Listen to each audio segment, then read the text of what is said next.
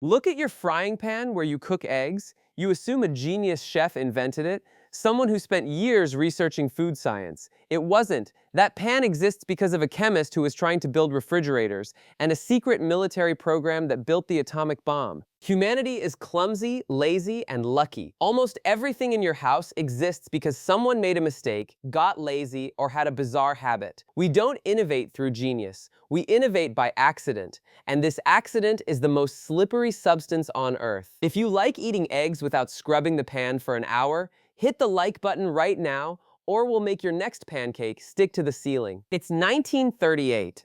DuPont chemist Roy Plunkett is trying to invent a new non-toxic refrigerant gas for refrigerators.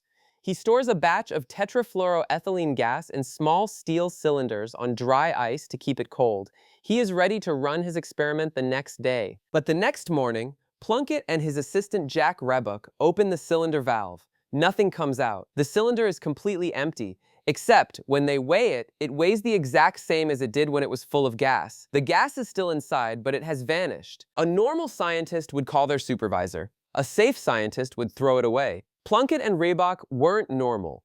They decided to get a hacksaw and saw the high-pressure steel cylinder in half. Yes, they sawed a pressurized canister of toxic gas in half with a handsaw. They open the metal canister and look inside. No gas. Instead, the walls of the cylinder are coated in a strange, wobbly white powder. Plunkett scrapes some out. It is incredibly slippery. It doesn't dissolve in acid, it doesn't melt under heat, and nothing sticks to it. They call it Teflon. But they don't sell it to frying pan companies. Why?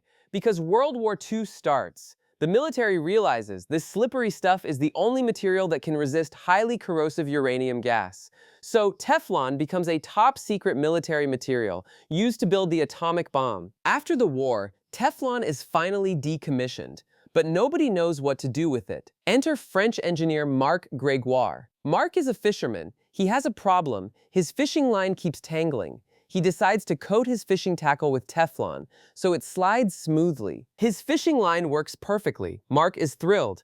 But his wife Colette looks at the slippery fishing gear and says, "If it makes fishing gear slippery, why don't you coat my pans with it so my food doesn't stick?" Marc shrugs and tries it. It works. The non-stick pan is born. And now, here we are. We took a top-secret atomic bomb technology, combined it with a French fisherman's hobby, and we use it so we don't have to scrape burnt eggs off a pan on Sunday morning. We are lazy, lucky, and cooking on nuclear history. Your kitchen isn't a testament to careful, intentional design. It's a museum of happy accidents. Next time you flip a pancake without it sticking, remember that you owe it to two guys sawing a gas tank in half in 1938.